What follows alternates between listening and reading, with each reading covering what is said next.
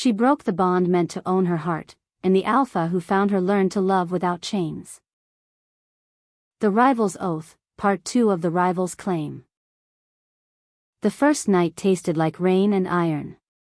Sonia followed Bronx through black pines, the ghost of her broken bond still stinging her wrist like frostbite. Freedom was not lightness, it was a cliff without a rail. Her steps skidded on wet needle and rock, his hand steadied her once, twice, then didn't try again, as if he understood she needed to feel her own balance or die trying.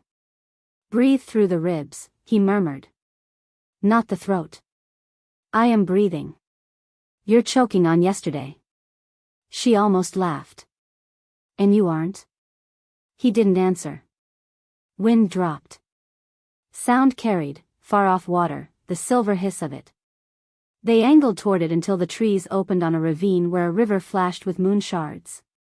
Sonia crouched, cupped water to her mouth, and felt something unclench. The cold drew her back into her own skin. Bronx's reflection wavered beside hers, all scar and shadow. They'll hunt at first light, he said. Moon quarry for pride, briar-born for spite.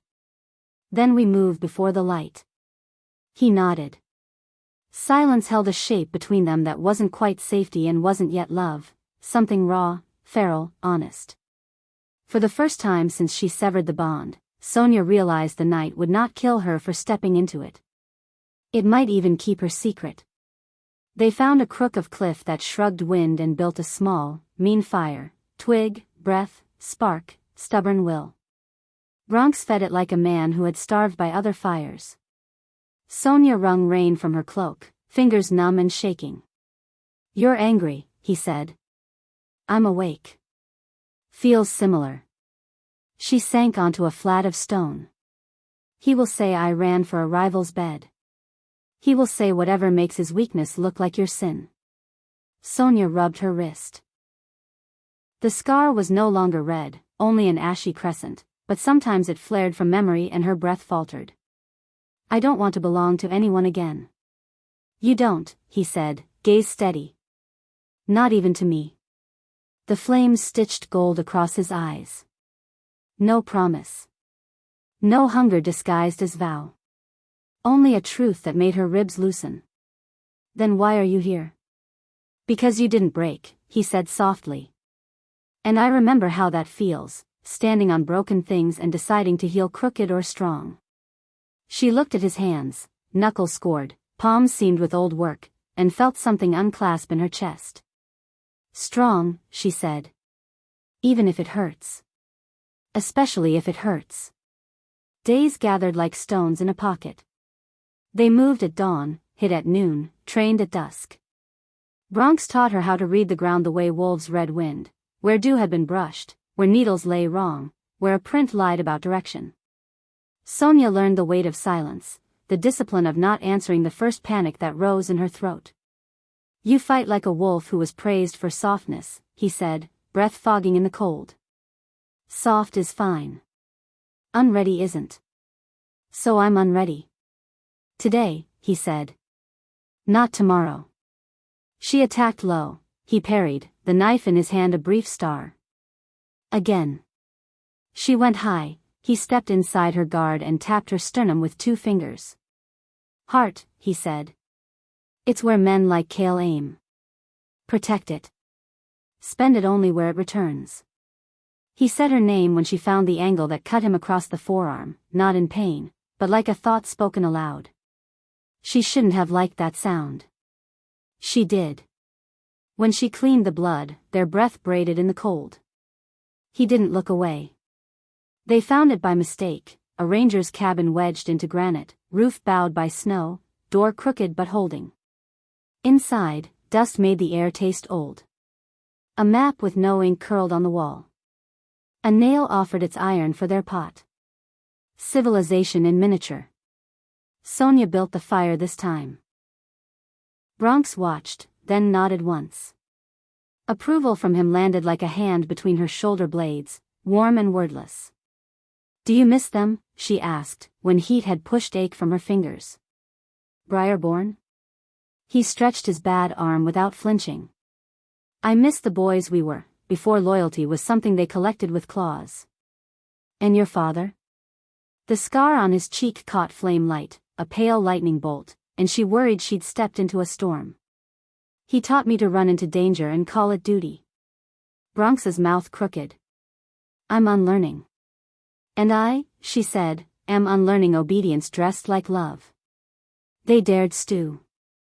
They dared sleep without boots on. In the dark, the old names crept close, Kale, Mara, Axon, but did not cross the threshold. New names lay between them, River, Marrow, Quiet.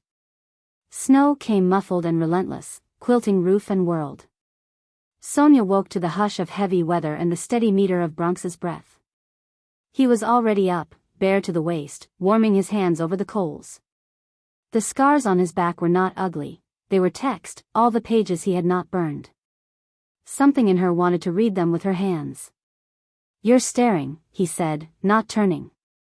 You've seen mirrors, she said, and heard the tremor. He did turn then. The room narrowed to his eyes and the steam from her mouth. Say no, he offered, quietly, like a gift. She closed the space, rain and ash and winter buried under the taste of him. The kiss was not rescue. It was recognition. Fingers learned jaw, cheek, the edge of a scar, warmth replaced the winter under her skin. When he broke away, his forehead leaned against hers like a vow with no words. This is not a leash, she whispered. It's a fire, he said. Stand near it. Walk away. Your choice. Mine is only to keep it lit. That night, when they slept, her wolf did not flinch when he moved. Frost feathered the inside of the window. Their breath made weather between them. They learned to ration silence as carefully as dried meat, a measure for grief, a measure for fear, a measure for unguarded laughter that made the cabin too small for everything they felt. Bronx taught her snares, Sonia taught him patience for stew that needed to simmer rather than scorch. He corrected her stance with a brush of knuckles at a shoulder blade, she corrected his impatience by setting his bowl aside until it cooled. They were not gentle. They were careful. There is a difference. Some nights, the past banged on the door. She would half-wake, heart sprinting, certain Kale stood outside with knives made of law. Bronx would sit up, back to hers, a wall that breathed. The door never opened. Dawn always came. They heard the hunt hours before it reached them. Not sound, pattern. Birds went quiet wrong. Snow told a story with too many feet in it. Bronx's face shuddered. Moon quarry? She asked. And others, he said, tasting the air. Men who sell their teeth. Rogues. She strapped her knife high and tight, throat metallic with adrenaline. We leave? We lure, he said. South Gully. There's ice under light snow. They ran. Sonia followed his boot prints until she stopped needing them. The world thinned to breath and blood and the soft whump of new snow falling from a branch when a hawk lifted. When the first pursuer broke into the gully, Bronx's snarl cracked the world open. The man went down hard, leg at a wrong angle, scream snatched by the cold. A second came for Sonia, eyes bright with the lie of righteous work. She didn't aim for the throat. She took the hand that held the blade. Fingers went dumb with pain, the knife dropped, obedient to gravity and her will. She kicked it into the crevasse. Tell Kale, she said, the voice of a wolf she hadn't met before. If he wants my body, he has to drag it past the man who saved my life. He never could do his own killing. The rogue ran. Men who sell their teeth know a lion when they smell one. Bronx's palm found her shoulder, a warm weight that said everything his mouth didn't. The fight had been clean, the cut afterward was not. A blade had kissed Bronx beneath the ribs, he hid it until the cold stopped doing him favors and heat built in his skin like a second fire. Sonia found the blood when he flinched wrong lifting wood. Sit, she said. I've had worse. You won't have worse with me. She packed snow, boiled water, boiled it again. Fever gave him a child's eyes, unguarded, unafraid to be seen.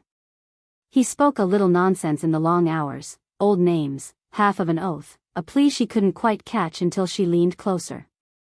"Don't go back," he whispered, not from fear of losing her, but from fear she would choose pain she already knew over the unknown pain of making a new life. "I won't," she said, and meant it with bone. Toward dawn, sweat let him go. He slept like a felled tree, she slept like a sentry who finally trusts the other watch. Outside, snow redressed the world as if blood had never happened to it. Recovery is a slower kind of war. Bronx let her help, badly, at first. He turned chores into instruction until she took them from his hands by competence, not pity. He mended nets clumsily, she unlearned apologize and learned show me. They spoke of after, not as a map but as a weather they might walk toward. Not a pack. A place. Not rules. Oaths. Words they would etch into wood and hold each other to when fear made liars of them. "Name one," he said, eyes on the knife he was sharpening. "Never weaponize tenderness," she said. He glanced up, a slow heat at the corner of his mouth. "Never call hunger love. Never pretend fate excuses harm. Never ask the other to kneel." They wrote them on the inside of the cabin door. Not magic. Better. Spring found a way in a small green blade at the doorstep. With it came wolves without banners. 3, gaunt and careful, who stopped well out of range and put their empty hands where Sonia could see them. Their eyes were a story, scars familiar, lies exhausted. "We heard," the oldest said. An alpha's right hand walked out and didn't drag a chain. A moonquarry wolf cut her own leash. "We thought it might be a good rumor to live inside." Bronx did not answer for a long breath. Sonia watched his jaw. This was a hinge. He looked at her, not past her. "Answer with me," the look said. She stepped to his shoulder. "We have no pack," Sonia said. "We have oaths." "Can oaths feed us?" the youngest asked, not mocking. "If you keep them," Bronx said. "Yes." They stayed the night outside the walls. In the morning, one left. 2 stayed. Nobody called them brothers. Everyone offered bread. A place gathers to itself the shape of the lives within it. The cabin became a long table whose wood didn't match, a knife rack with empty spaces for blades not forged yet, a line on the jamb where wrist heights were measured not for growth but for the simple shock of, "We are still here." Sonia learned where roof leaked and laughter pooled and grief liked to sit at dusk. Bronx built a smokehouse with the oldest newcomer, Hagen, who owned a silence even thicker than his. Sonia learned that grief needs tasks more than talk. She gave the youngest, Rill, the snares and a rule: if you catch more than we need, you give it to whatever belly needs it next. Rill started leaving meat at the stump where ravens met. Ravens began bringing small glittering things. Trade is older than language. At night, when the newcomers slept, Sonia and Bronx lay shoulder to shoulder on the floor and named the things they would not become. Control masquerading as protection. Scarcity masquerading as discipline. Destiny masquerading as law. Love masquerading as leash, she added, almost too softly. He rolled toward her, breath warming her eyebrow. "I don't want you because I can't breathe without you," he said. "I want you because I breathe better beside you." Her throat hurt. "Then keep wanting me. Don't need me like air." "I won't," he said, and she believed him because he said it like a promise between equals, not a poem to sweeten a cage. A woman came out of the pines one afternoon with a bruise ripening under her eye and a baby in her coat. She had the look of someone who had been loved loudly and badly. Sonia took her hands and did not ask names. The woman sat at the table and ate until color returned to her mouth. The baby slept to the rhythm of chopping wood. When she finally spoke, it was to the air. "He called himself my fate." Sonia laid a palm over her own wrist scar. Fate is a word men use when they want you to stop asking for proof. The woman stayed a week, longer in her shoulders than in her shoes. When she left the baby asleep on the pallet and a note written in a careful, shaking hand, teach him a different alphabet for love. Sonia cried silently and did not try to go after her. Bronx held the baby with the bewildered tenderness of a giant trying to cradle a moth. We can't, he began. We can, she said. Or we find who can. But right now, it's us. He looked at the small face, at her, back at the child. Then we are not just a fire. We are a hearth. He said the word like a man who had never had one. Peace attracts envy the way warm bread attracts hands. Briarborn's new alpha did not come himself, he sent men with the look of debt in their eyes. They did not cross the last 20 paces. Oaths are not magic, but sometimes they glow. Hagen stood in the doorway with a mallet, Rill held a net with a rock in it and a bad idea. Bronx stepped forward until the air shook and said, "We don't play your games," as if he were reminding his bones. They tried anyway. They always do. The fight was quick because it was clean, no speeches, no theater. After, Sonia washed blood from a threshold and felt neither triumph nor guilt, only a tiredness that lay behind the eyes and would not nap. Will it end? Rill asked, raw with a young person's need for a finish line. Yes, Sonia said, and stroked the baby's hair. But not before it repeats.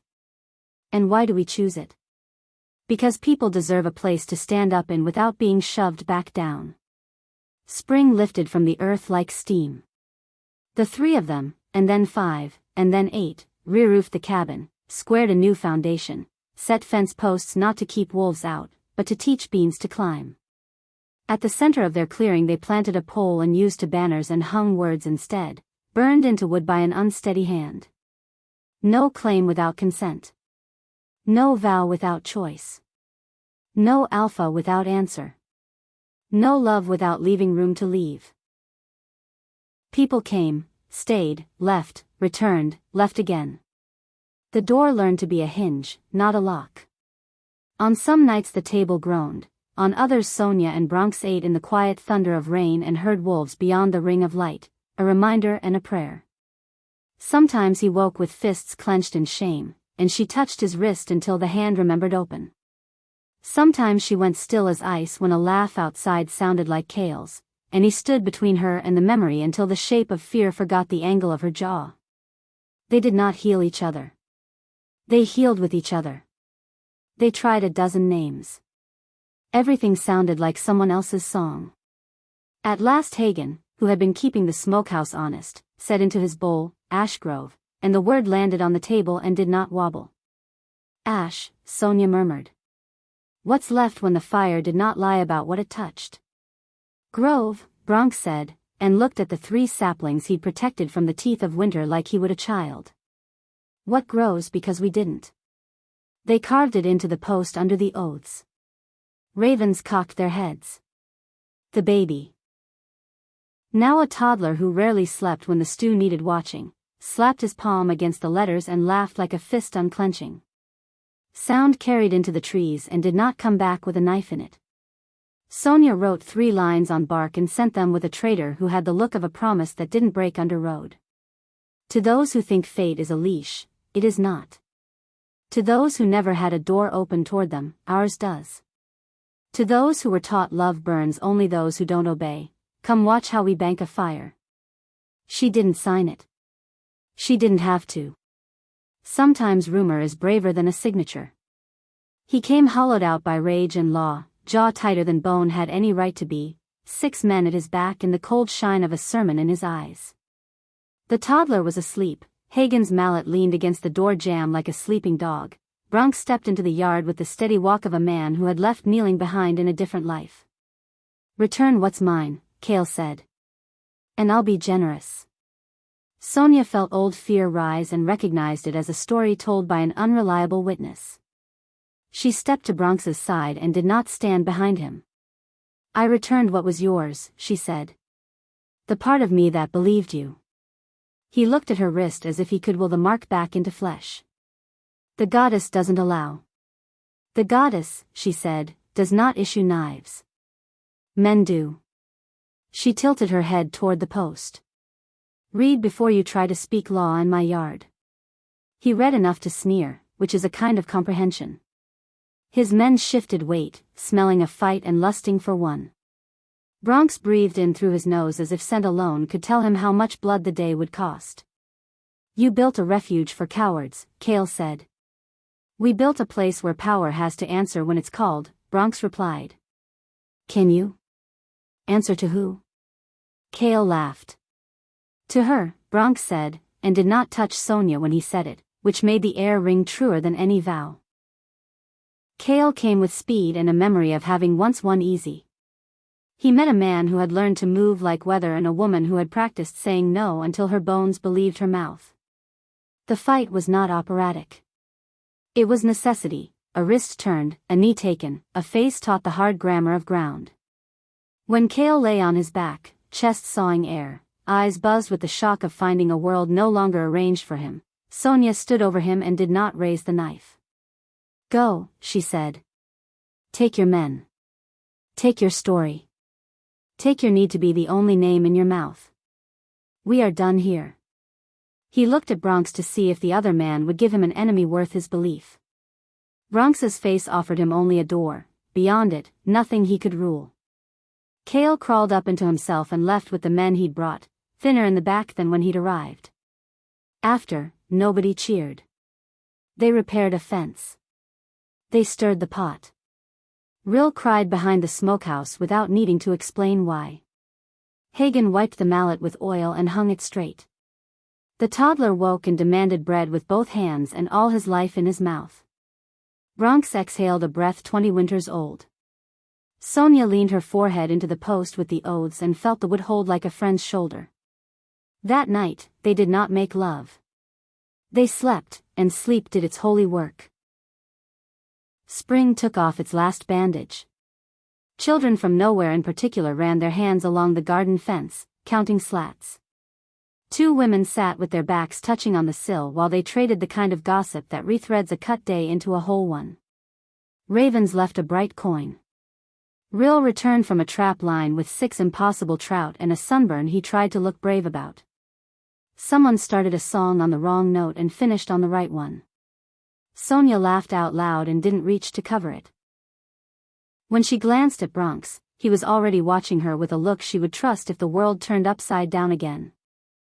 Careful, she said. If you keep that face, I might believe I deserve this. You do, he said. Even on days you don't. He kissed her then, not like a man taking shelter, but like a man stepping out into fair weather on purpose. The toddler clapped and shouted something that might someday be a name. At dusk, they gathered the way storms do, out of air made different by temperature and promise. Sonia stood before the post and read the words they'd burned there, voice steady even when her hands shook. No claim without consent. No vow without choice. No alpha without answer. No love without leaving room to leave. She looked at Bronx and did the bravest thing she knew. I choose you, she said, today. Not because I need. Because I want. And because wanting you has not asked me to vanish. He nodded like a man receiving a sentence he hoped for. I choose you, he said, and I choose us only if we keep choosing the others who come to this table. They did not trade rings. They traded chores. They traded watches in the night and the job nobody wants, telling the story to the new one at the door that begins with you are not a burden and ends with help set the table. Oaths are ceremonies measured in dishes washed, in apologies made before sleep, in the sound of wood being split to keep cold out of a room where another person is breathing. They counted what they had, aloud, because speaking plenty is a spell against scarcity that was taught at the bone. 2 good knives, one that will be good when mended, a mallet that knows its job, a net with a patch that looks like a joke but works, a roof that leaks in only one pig-headed place, a garden that will forgive beginners, a smokehouse that smells like honest work, a table with a scar from a pan set down hot by a man who apologized with his whole face, 3 ravens who think they live here, 1 child asleep on a bench with a crust under his cheek, and a door that opens easy. And each other, Sonia added, because it's too important to leave implied. Bronx nodded, eyes soft as he rarely let them be. And each other. A woman who had once been an elder somewhere that taught her to speak like a bell came to repay a thing she could not name. She swept the yard without being asked. She sat with the toddler and taught him how to hold a spoon like a man who expects enough. She told Rill that kindness was not a currency that runs out and told Hagen that grief could put down its hammer for a day without the roof falling in. "What do we owe you?" Sonia asked. "Nothing," the woman said. "But pass it forward before it turns heavy in your hands." They did. The ravens brought a second coin. A bark slip arrived, written in a young hand. "I left a child in your care when I had no care left for myself. If he laughs, that is more than I ever asked. If he remembers my face, let it be as a woman who knew when to step aside so he could stand up someday without me. Tell him I loved him by leaving him somewhere love looks like work." Sonia wept in the garden and watered beans with salt. Bronx read the lines twice, then built a small shelf by the door and set the slip on it where sunlight could find it for a brief hour each day. "So he knows words can be weight and lift both," he said. No one sang about the day they sharpened all the knives and nobody cut themselves. No one marked the afternoon Hagen laughed like a man who had forgotten he owned the sound. No poet immortalized the moment the toddler, dangerously long-legged now, handed Bronx a nail and said, "Here," like a foreman. These are the holy days, the ones that don't beg for witness. Sonia learned to recognize them by the way her shoulders sat lower and the way her mouth found the shape of thank you without needing a reason. At night, when wind went fox soft and the cabin settled, Sonia twisted onto her side, put 2 fingers under Bronx's jaw, and felt pulse meet pulse. "We did this," she said, not as triumph but as astonishment. "We did," he said, as if the words were a blanket he tucked around them both. They walked to the ridge where once their breath had been knives and their names had been hunted. The world below wore its green like forgiveness. Sonia laced her fingers with Bronx's and did not think about who saw. "What now?" he asked, meaning everything. "Now we keep it," she said. "Not with teeth. With choosing. And when the choosing hurts? Then we rest. Then we begin again." He turned his head and kissed the scar on her wrist where a bond had been and a life had started. "Then begin with me," he said. "I already did," she answered, and the day came up like a bowl of light they could eat from. The morning after Cale left, the yard smelled like rain and iron. Sonia scrubbed the threshold until the grain lifted, her palms smarting where splinters insisted on their truth. Bronx stood beside the post, reading the oaths as if measuring himself against them. He didn't touch her, but the space between their shoulders felt held, as if a hand were there already. "Is it over?" Rill asked from the woodpile, voice thin with the hope he tried to hide. "No," Sonia said, wringing the rag. "It started." Bronx glanced over. "A start is harder to break." They ate in the yard, steam lifting from bowls into cool air. The toddler, now a boy who insisted on the dignity of his name, Kai, fell asleep in Bronx's lap, head tucked against scar and bone like he'd always known the map. Without looking up, Sonia reached for the bowl and set it aside so it wouldn't spill on him. Small tendernesses made a country.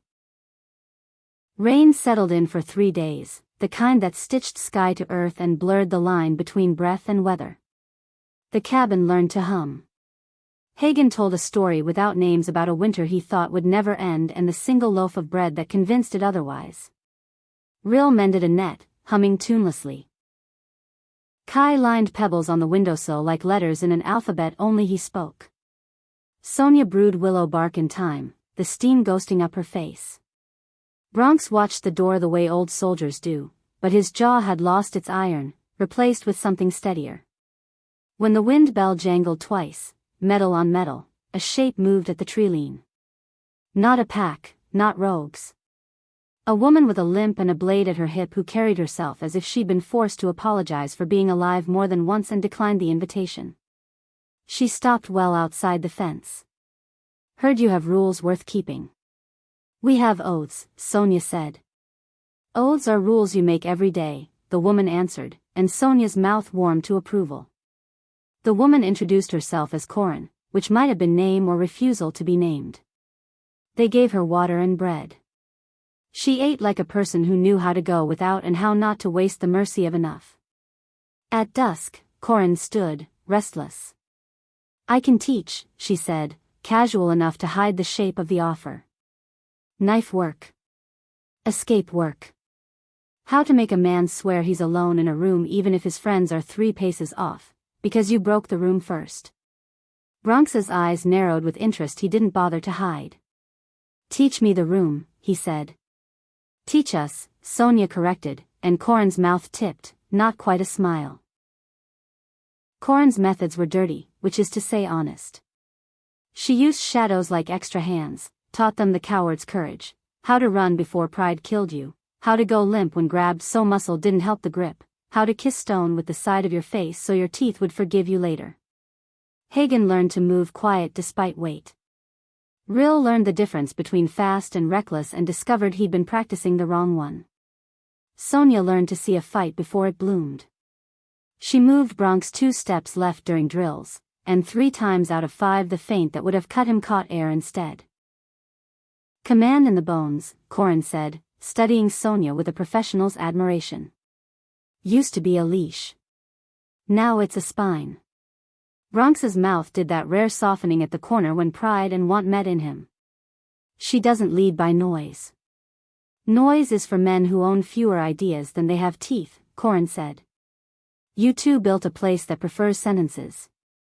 That night, after Kai snored himself into sleep and the door breathed its easy hinge, Sonia and Bronx lay in the dark and didn't pretend they weren't awake. You watched me, in the yard, he said, voice low and plain. When Cale read the oaths like they were an insult. I watched to see if you'd step in front of me, she said. You didn't. I wanted to, he admitted. Old instinct. You stepped beside me, she said, and turned to face him. That's the only kind I'll keep. He brushed a thumb across the healed crescent of her wrist, reverent as if touching a relic. The only kind I want. Ashgrove taught itself to breathe in 4s, work, eat, train, rest. On the 5th breath, they remembered joy because forgetting it makes wolves mean. They strung a ribbon across the yard because Kai wanted to run under it squealing. They smoked fish and traded for flour and argued about whether a stew deserved to be thick or honest. Rill fell in love with a spinner from the valley whose hands could talk thread into strength. He pretended he hadn't, but the way he set his jaw when she laughed betrayed him. Hagen started carving small animals for Kai that had the wrong number of legs in the exact right way. At twilight, Sonia taught Kai letters with a stick in dust. He learned the curve of S first, because his tongue liked it. Kai's S looked like a river that had changed its mind twice and survived both decisions. Bronx sat on the steps, sharpening a blade with the patience that had saved them more than once, every scrape a metronome. Say your name, Sonia told Kai. K. Kai, he announced, smashing the consonant open like a door. Good, Bronx said, not looking up. Say no. Kai frowned in deep consideration, then shouted it so loud the ravens jumped, then cackled as if applauding. Sonia laughed until her ribs ached, then went quiet, a hand on her middle, not for pain, just to anchor the sudden float that came when a room feels too full of life to be real. She found Bronx's gaze waiting when she looked up. He didn't ask what. He never did.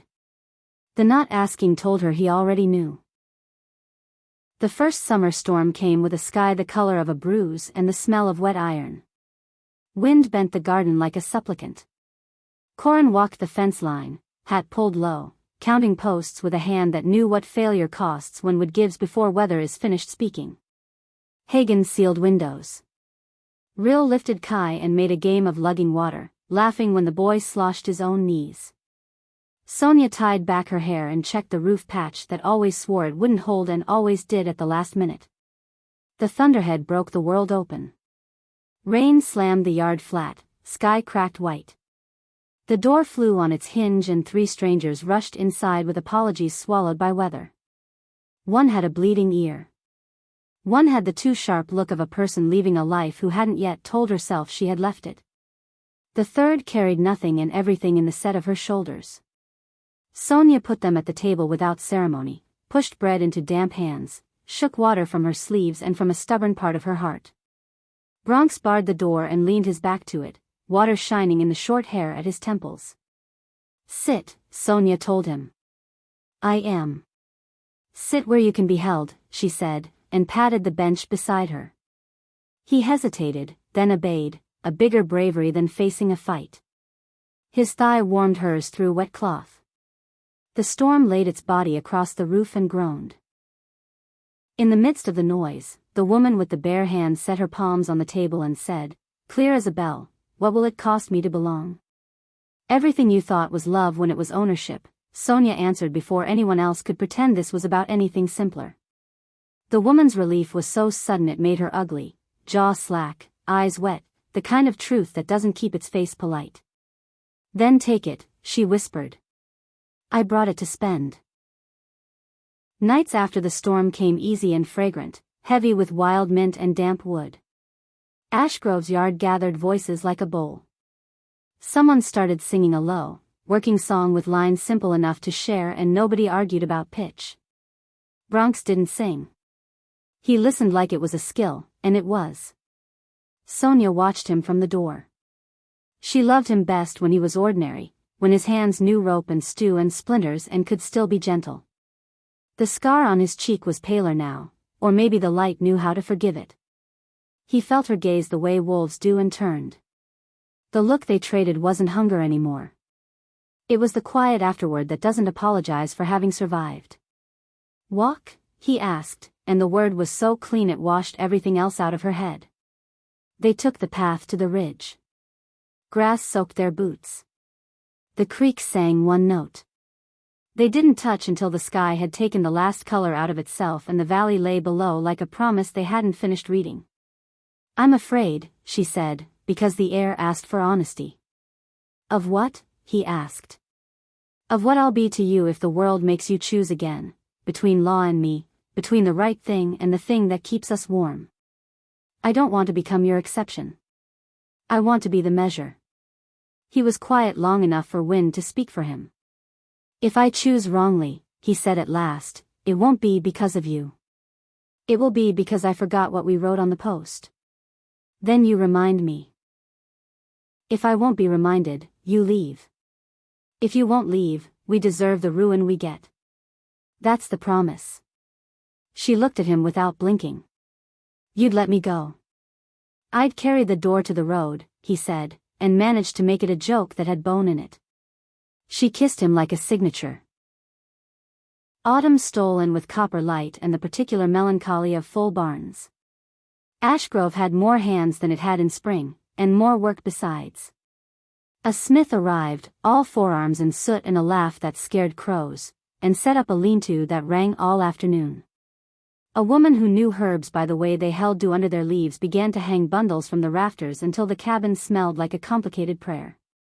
Kai learned that chores done with complaints still counted, but satisfaction was a better spice. Corin came back from a supply run with a sack bigger than her spine and a letter in her boot. She slid the boot free and passed the folded bark to Sonia without meaning in her face, which meant a great deal.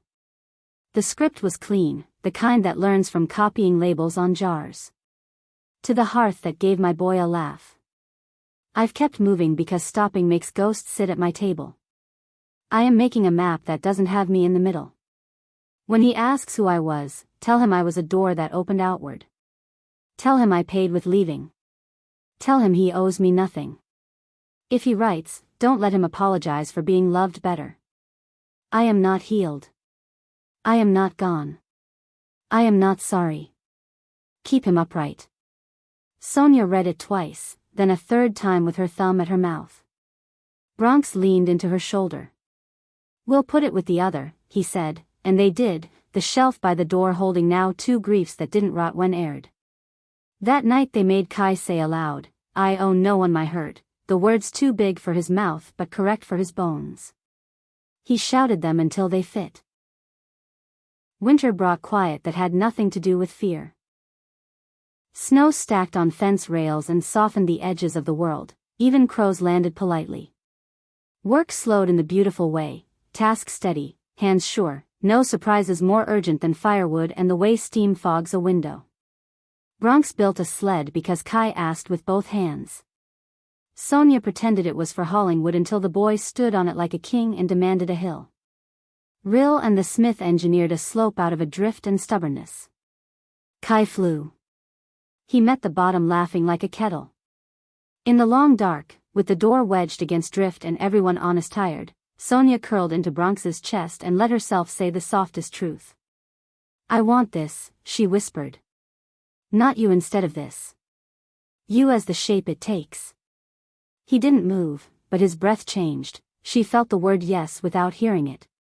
"I want to be a lesson he learns without punishment," he said, and she understood he meant Kai and himself. "Then we do it every day," she said. "The boring holy part. The only part that makes the rest worth the noise." Noise returned in thaw. Not war, not yet. A deputation, which is a fancy word for 8 men who thought walking in a line made a choir. They wore moonquarry colors faded by laundry done by women who didn't care about dyes as much as dirt, and their leader had a mouth like a ledger. "We come for parley," he announced. "There's been change." Sonia's jaw hardened, remembering the last time change came in a mouth like that. Bronx stepped beside her. Hagen held the boy's hand. Rill counted strangers the way a net counts fish. "Speak," Sonia said. "Kale is dead," the man said, looking at the dirt as if he hoped it would take the words back. "Not by your hand. Not by ours, precisely. He made a promise he couldn't keep to the wrong men and discovered they keep theirs in knives. There is a council now. He swallowed, we want what you have. Or rather, we want to learn how to keep our wolves from eating their own." Sonia felt a wicked, exhausted laugh bloom in her throat like a bruise and forced it down. She looked at Bronx first. He lifted a shoulder. "Choice. Here is the cost of learning," she said, calm as water. "You stop using bonds as shackles. You stop calling harm devotion. You stop kneeling to men who collect fear like taxes. You stop making a god out of a man because it lets you ignore the work of being good. You stop sending hungry boys after people who learned a different alphabet for love." The man's mouth worked. "We cannot change in a day. You can start before dusk," she answered. "Or eat your own again. Those are the choices. We take no tithe. We open no branch. We are not a temple. We will show you how we live, and you can leave without swearing anything. But if you come back with your hands empty of old law." They stayed 3 days, sleeping outside the fence by choice, watching how bread was broken and wood was split and children were told no and yes in turn without anybody's soul being taxed. They watched Bronx take orders from a boy with clean boots because the boy knew where the sled runners hid and the runners mattered more than rank. They watched Sonia say, "I was wrong, once, about stew," and not die of it. They left quieter than they'd come. A month later, a girl from Moonquarry arrived alone with a pack and an oath in 4 lines burned into bark. On the first warm evening that counted as spring by the standard of ankles rather than calendars, Ashgrove ate outside. The table grew by improvisation, sawhorse, plank, crate, nobody minded if a bowl rocked. A breeze threaded rosemary through shirts and hair. Kai tried to balance a spoon on his nose and managed it for a breath long enough to declare himself a magician. Rill and the spinner held hands under the table and pretended badly that they weren't. Hagen told a joke he swore was new. It wasn't, everyone laughed anyway because love improves material. Sonia stood, glass in hand, and had to wait because the sight of this many bodies at ease made her throat too tight for words. When she found them, they were simple. "Thank you for coming back tomorrow," she said. The cheer that rose was small and real. Bronx leaned back, watching faces like a shepherd without a staff, and caught her eyes. No hunger. No fear. A look that lived in the middle, where mornings happen and feet go in boots. Later, when the yard had emptied and the door gave its familiar click, Sonia slid onto Bronx's lap by the cold hearth and tucked her nose against his throat. "Do you ever want to run?" she asked, the kind of coward-brave question that only belongs in rooms that have earned it. "Sometimes," he said. From the part of me that likes being needed. From wanting to earn you when you've already chosen me. She pulled back to see his face. Then run with me. In place. Until it passes. He laughed, low. Show me. So they did ridiculous things, marched running steps in the dark, knees up, hands on each other's hips, holding their breath until the pressure in their chests turned to helpless laughter, until the wanting to flee out of instinct gave up like a sulking dog and lay down. After, breathless, he touched her cheek. I love you, he said, plain. Not as debt. Not as doctrine. As weather. As weather, she echoed, and kissed him like rain. By the time the council's messengers returned, the fence posts had greened with moss and the bees had decided the rosemary was theirs. Sonia was at the table rolling out dough with the stubbornness of someone who has learned that bread is a kind of truth-telling when the wind shifted and brought her the smell of old cedar smoke and nerves. They halted at the tree line again, learning, at least, that a door is not a demand. The same ledger-mouthed man, two new faces, one girl young enough to still be amazed at the size of a sky. He lifted a hand without weapon. We read your words, he said, voice low enough not to wake sleeping shame. We can't speak them in our hall yet without consequence. But we can carry them in our pockets until the hall changes shape. Pockets where holes, Corin murmured from the porch, dry as flint. Sonia set down the pin, wiped her hands on her apron, and stepped into the yard. You're hungry, she said. Eat first. Talk after. People lie less with warm mouths. They ate with the careful appetite of men and used to being watched while being human. The girl spilled stew with a flinch as if she expected punishment. Rill handed her a cloth without commentary, then spilled his own in theatrical sympathy until she laughed by accident. The ledger-mouthed man, Cass, he offered, as if it might be borrowed, watched this small exchange like a door creaking in his head. After, under the shade of the post with the words burned in, Sonia taught. Not doctrine. Practice. When a pair stands before you saying we choose, you don't ask who picked first. You ask what the leaving would look like if it had to happen. If the answer is ruin for one and comfort for the other, you do not seal it. You send them back to their work. Cass rubbed his brow as if that would make new grooves for new ideas. And if a wolf refuses to honor a no? If an alpha? There are no alphas here, Bronx cut in, and the air tightened, old training bristling. He let the tension ride him and then slacken. There are people who carry more weight on a given day because their back can hold it. Tomorrow, another back. If a wolf ignores a no, that day we all grow teeth. Corin showed them the room that could be broken before fists arrived. Hagen showed them how to let a boy's disobedience become a lesson without becoming a scar. The girl asked if she could learn snares. Sonia said yes and handed her the good twine, the real measure of trust. When they left at dusk, Cass lingered. You make it sound simple, he said, gaze wandering to the oaths. It won't be. It will be hard, Sonia said. But not complicated. That's the trap power sets, that cruelty is sophistication. Cass nodded once, like a man told where the water is after drinking sand for a year. He touched the post with 2 fingers, brief, grateful, and went. At night, the yard turned to a velvet bowl. Crickets wrote the margins. Sonia sat in the doorway with Kai asleep across her lap, head heavy as a promise that will not be forgotten. Bronx planed a board by lantern light, curls of wood-like parchment accumulating at his feet. Do you miss the fighting? She asked, because sometimes desire wears a helmet and calls itself virtue. I miss the certainty, he said after a while. In battle, you know when you've done enough. Here, enough is a moving thing. Some days I think I'm failing because nothing bleeds. She yawned, laid her cheek against Kai's hair. If something must bleed to convince you of your worth, you were taught by thieves. He set down the plane. The quiet between them filled with cotton and care. I will fail you, he said, voice steady in the way that makes the floor safer rather than more afraid. Not as a vow. As math. When I do, tell me before it builds bone. I will, she said. And when I do, don't armor your apology. Let it be soft so it fits.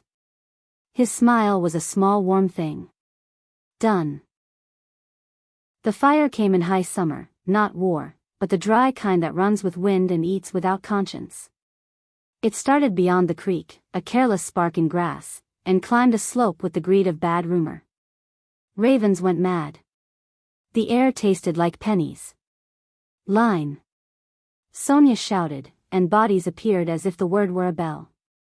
Buckets, wet sacks, a string of hands from river to fence. Corin vanished into smoke with a scarf over her mouth and reappeared black-eyed and cursing, driving the flame back at the flank. Hagen fell once on the bank, came up soaked, and laughed like a man baptizing himself into a different faith. Real organized children and old men with the tyrannical kindness of a nurse in a war poem. Bronx started for the hottest edge and Sonia seized his wrist so hard he blinked. Not there, she said. There. She pointed to the place where a tangle of brush would gutter, backburn controlled by discipline rather than bravado. He met her gaze, the instinct to eat the biggest thing in the room flared, he set it down like a tool not needed for this job and obeyed.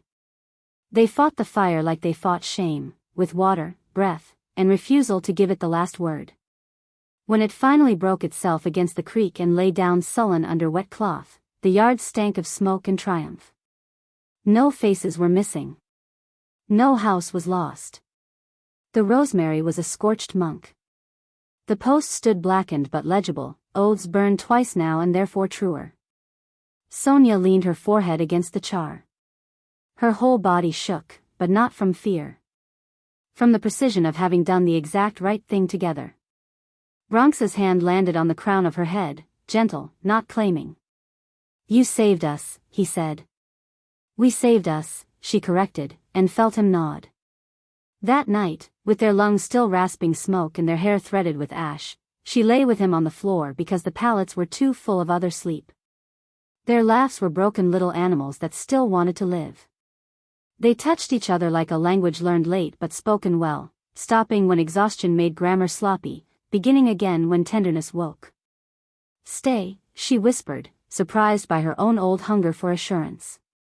I am, he said, surprised by how easy it was to answer. Autumn brought an itch under the skin that had nothing to do with weather. Corin felt it first, pacing, scanning the tree line as if it spelled a word she couldn't get her mouth around. Hagen started sanding the same spoon until it was a ghost. Rill picked a fight with a broom. Sonia lay awake and listened to the wind invent an argument with the chimney and tried not to invent one with the man beside her. The trouble wore a coat with too many pockets and a smile with too many teeth. Traders had been coming longer into the season because Ashgrove's bread traveled well and the smith's hinge didn't squeal. This one said he wanted nails, then asked twice about when the yard slept. Kai climbed his knee and declared him boring. The man's hand on the boy's shoulder was a hair too heavy, the laugh one note late. Bronx walked him around the yard with the bland good humor of a large dog who knows exactly where his bite is. Sonia kept the conversation running like a stream, nothing to drink from, plenty to drown in if you weren't careful. That night, the wind bells sang wrong at the edge of sleep. Corin was out the door before the sound finished arguing with the air.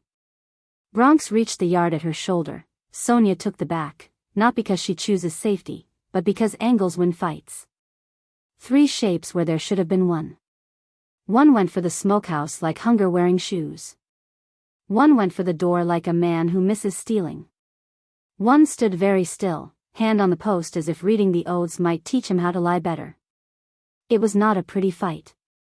Corin disabled the leg of the one who thought the smokehouse had no ears. Bronx met the doorman and gave him a choice, the ground or the fence. The man touched both, unwillingly. Sonia took the reader, which is to say the deceiver, which is to say the leader without a spine. She did not cut him. She taught him what surrender meant when you have to live with it, fingers folding his wrist into a lesson, knee persuading his breath to go somewhere humble. By dawn, they had learned what they needed. A buyer of people had begun working the valley, testing doors for hinges and hearts for holes. The trader with too many pockets had a boss with no name that stuck. He liked to say fate sorts the weak. He liked to buy the weak a drink first. Sonia scrubbed her face with both hands. Rage bloomed and threatened to climb into her throat. She thought of the council. She thought of Cass touching the post like a man touching a spring. Send to Moonquarry and Briarborn, she said. And to the valley. And to anyone who owes us bread or song. We don't have a banner. We have a bell. The bell that called fire called again. Wolves came not for a war, but for a work day. They listened to Corin draw a map of danger like a seamstress pins a dress. They watched Bronx set his jaw and ask for help, the bravest act of his life. They watched Sonia seat herself at the table with the ledger-mouthed man, with a woman from the council who had learned to speak before men did, with the Smith and Hagen and Rill and 3 women who had run 5 times and meant not to run again. They did not train to break bones, they trained to break the room, rails pulled, doors wedged, shadows used, crowds made to choose the person over the law. They sent runners, teenagers who wanted to be heroic and were told instead to be fast. They built a wall that wasn't a fence, a refusal that stretched as far as neighbors could agree to keep it. When the buyer came with his smiling pockets, he found a market where no coin bought what he wanted. A woman he would have singled took her brother's hand and shook her head. The barkeep put water on his table, not wine. The old man who owned too many stories said loudly, "We don't sell weather here." The buyer laughed his laugh, then went still when he saw how many people were watching nothing in particular very hard. He left with his smile tightened and his pockets feeling emptier than before. It was not triumph. It was prevention. Which is harder to praise. Which is why it must be named. That night, under a sky generous with stars, the yard did not throw a feast. It cleaned its boots and went to bed. Sonia lay awake with gratitude too loud to sleep through. She rolled toward Bronx and said thank you into the hollow of his throat. He said nothing, because the word he wanted wasn't big enough, and squeezed her hand until the bones answered. Snow came with the courtesy of warning. Sonia kissed Kai's hairline, tasted soap and flour. Bronx tightened the last shutter. The world narrowed in a way that felt like mercy, fewer decisions, deeper ones. They grew quiet in their secrets. Sonia admitted in whispers, once, that sometimes she still dreamed she was called Little Moon, and woke with her hands fists and her mouth a hard line over a sob. Bronx admitted he kept account in his head of the days he hadn't used his size as an excuse and worried what it meant about the days he had. They wrote these admissions on paper they burned on purpose, not because they were ashamed, but because they deserved to be warm. On the coldest night, when the door stuck and the wind sang under it anyway, Kai padded out with a blanket dragging and climbed into their bed without asking if it was allowed. Sonia pretended to grumble and made room. Bronx gathered both into his chest like they were the country and he was gravity. Tell me the story, Kai mumbled. Which? Bronx asked, one arm under 2 heads. The one where the wolves chose, the boy said, half asleep. Sonia started, voice rough. There were once 2 wolves who had been taught that love was a collar and fate a leash. One day they looked at each other and at the ground and realized the ground still held even without the rope. So they took off the collars. It hurt like a tooth coming out wrong. They bled on the dirt and the dirt didn't complain. And then they learned how to walk without dragging. And then they learned how to run without chasing. And then they learned how to stay without owning. Kai made a satisfied hum, already in dreams. Bronx pressed his mouth to her temple. Again, he whispered, and she did, and by the 3rd telling it wasn't a story anymore. It was the house. Spring revealed what winter had hidden, green like forgiveness, mud like honesty. The council sent a different kind of messenger, 3 women and a man who had been poor longer than he'd been proud. Cass wasn't among them. Sonia felt an ache she wouldn't name and set out 4 bowls anyway. We are not ready for your oaths, the oldest woman said, her hair pinned with bone. But we are ready to stop breaking the same wolves. We are ready to borrow sense. Sense is not a possession, Sonia said. It's a practice. Watch. They stayed a week. They watched a boy be told no and not make a god out of the one who told him. They watched a woman arrive saying I can't pay for what I need and be given a broom, not a sermon. They watched Bronx and Sonia fight quietly, about a log placed where the cartwheel would look surprised later, and apologize without an audience. They watched Corin teach Kai to roll out of a grip and Kai teach Corin to blow flour across the table like weather. Before they left, the oldest woman sat with Sonia under the eave. Rain stitched a curtain between them and the yard. How did you make him gentler? She asked, chin lifting toward Bronx, who was making faces at Kai and a goose with equal seriousness. I didn't, Sonia said. I made myself free. He learned gentleness to fit the room. The woman's laugh was a bark startled into laughter by surprise. We've been trying to wrestle men into softness from the wrong end. Wrestle if you must, Sonia said, smile slant. But build rooms that make it easier to put the weapons down. When the summer came round to the day the fire had taught them its ugly lesson, they ate outside again. The rosemary had forgiven them. The post stood like an elder who prefers to listen. New faces and old took their places with the accurate clumsiness of people learning they are allowed to be real. Sonia lifted her glass, watched light break into it, and didn't make a speech. She raised it toward Cass's absence and the buyer's absence and her own former absence from her own life and then toward the man at her side who had not filled her with himself to prove he loved her. Bronx stood because she did, not to stand in front of her, and said into the soft evening, we keep choosing. It wasn't stirring. It didn't need to be. Work is what stays when stirring has gone home. Later, when darkness found its fit and Corin snored like a saw, Hagen's mallet lay like a dog again, and Kai dreamed himself into both trouble and grace, Sonia pulled Bronx toward the door and into the deep yard. The grass was cool enough to shock the foot into honesty. They lay back and counted satellites until the numbers stopped being the point. Marry me, he said, not as an order, not as a rescue, not as proof. As a question he could live with the answer to. Define it, she said, because she is who she is and the world is better for it. This, he said, gesturing to the house without looking away from the sky. Not the feast. The fixing. An oath to keep the work when it's ugly. Not until death. Until we forget how to keep each other free. Then we stop until we remember. And we promise now that if we don't remember, we won't break the house to make the forgetting feel noble. She didn't breathe for a count of 7, which is the right number when making a life. Yes, she said, and it sounded like a door opening outward. No rings. No priest. In the morning they posted one more line on the board, burned careful by a hand that shook with the size of it. No ceremony without service. No promise without practice. They washed the bowls. They fed the child. They sharpened a blade. They caught each other's eye across a table crowded with bread and elbows and the ordinary miracle of enough, and in the small nod they traded, you could hear the wild far off, approving. Summer settled into the rhythm of mercy. The sky softened its glare, rain came when asked, and the night stayed cool enough to remember blankets. Sonia woke early most mornings, before Kai's chatter, before Bronx's first stretch, and walked the boundary line, barefoot, touching the posts as if they were pulse points. The oaths had blackened twice and still held. She liked that, proof that something could survive heat and not become brittle.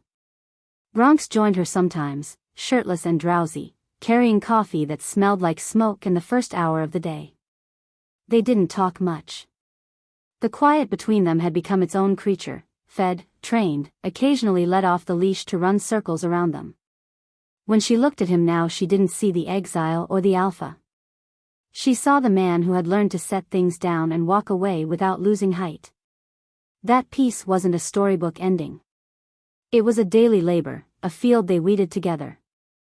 One afternoon she found Kai crouched by the river with Corin, tossing stones and inventing laws for their flight. If it skips 3 times, you have to tell the truth, the boy declared. Corin grinned. And if it sinks? Then you're forgiven. Sonia smiled at that. She'd been searching for the right language for forgiveness and left it there, in the mouth of a child with mud up to his knees. News traveled on the backs of traders and wind. Moon Quarry had stopped forcing bonds, Briarborn had split itself rather than continue its old cruelties. Cass had been elected to a council seat by wolves who whispered the word Ashgrove like a compass heading. The buyer with too many pockets was gone, found dead in a ditch with no tracks leading in or out. Sonia didn't ask how. Some debts pay themselves when enough people learn the cost. Life turned practical again. The smith built a bell tower from scavenged iron, tuned it to a note that sounded like vigilance rather than fear. Hagen taught Kai to whittle. The boy bled once, cried once, learned that pain and progress share the same border. Bronx started repairing the south roof with Rill, arguing over nails versus pegs until Sonia threw a handful of both at them and declared the debate settled when the rain stayed outside. In the evenings, they wrote the names of the new arrivals on a plank and nailed it beside the door. The list grew like ivy. No one called it leadership, but people started to measure their days by the sound of Sonia's voice at the morning meal and by Bronx's silhouette walking the perimeter at dusk. One night, with the moon round as an old scar, Sonia sat outside sharpening her knife to the rhythm of crickets. Bronx came up behind her and rested his hands on her shoulders. The gesture carried a question, not a claim. "What if we leave someday?" she asked. "What if this place doesn't need us?" He considered. "Then it's worked. The point of a hearth isn't to trap fire. It's to teach it manners so it can travel." She leaned back into him. "And what do we do then? Find another dark and make it light." Autumn again. The first frost rhymed the garden. Kai, taller, surer, ran ahead of the season, shouting warnings to leaves already fallen. Corin had gone south to teach, Rill and his spinner were expecting a child. The air smelled of cider and iron. That evening the whole yard gathered for supper. The table bowed under bread and roast and laughter. Sonia raised her cup, not as a leader but as the woman who remembered when there had been only 2 bowls and 1 knife between them. "We built this with fear still in our teeth," she said. "Now we bite into life instead." Bronx kissed her knuckles before the cheer could swallow the words. Later, when the stars came out and the fire collapsed into its own glow, he whispered, "You ever think about what comes next?" She smiled into his collarbone. "We keep choosing." The wind rustled through the rosemary, and for once even the wild seemed content to agree. They stayed up after the others had gone to their beds, watching the last light of the fire lick the edges of the woodpile. The sound was soft, small, domestic, the opposite of everything that had once defined them. Sonia drew her knees up and rested her chin on them, eyes fixed on the coals. "I used to think freedom meant distance," she said. "Running far enough that no one could call my name." Bronx smiled faintly. "And now? Now I think it means roots. Ones we chose ourselves. Ones that can move if they need to." He turned that over slowly, the way he did with most truths, as if it might have a hidden blade. "I can live with that. Roots that know they're not cages." "Exactly." She reached out, palm open, and he set his hand in it, the lines of their skin fitting like the pieces of a map that had finally been redrawn right. The fire sank into its own heart. Around them, the sounds of Ashgrove breathed, the soft shift of sleepers, the slow whine through the eaves, the rhythmic creak of the gate. Somewhere a raven muttered in its sleep. All of it ordinary. All of it miraculous. When she finally spoke again, her voice was steady. "Do you think we'll be remembered?" Bronx's thumb traced lazy circles over her wrist where the bond had once burned. "If memory's kind, yes. But not for how we fought. For how we stayed." Sonia nodded, eyes shining in the dim. "Then we did it right." The coals collapsed in on themselves with a sigh. He drew her into his lap and rested his chin on her hair, breathing her in, smoke and rosemary and the faint sweetness of cider on her skin. The night folded around them, tender and immense. When dawn came, it found them still there, 2 wolves who had rewritten what it meant to survive, wrapped in each other and the sound of a world they had helped make kinder. Ashgrove woke slowly, stretching into the light. The bell tolled once, not as alarm but as greeting. The first voices of the day rose, easy and unafraid. Kai laughed somewhere near the fence, a clear, ringing sound that belonged wholly to the new world. Sonia lifted her head and met Bronx's gaze. No more promises, no more wars to win, just the steady, living vow between them. "Ready?" he asked. She smiled, sunlight catching in her hair. "Always." They stood, hand in hand, and walked back toward the house as the morning broke clean over the hills. The wild watched them go, content. The end.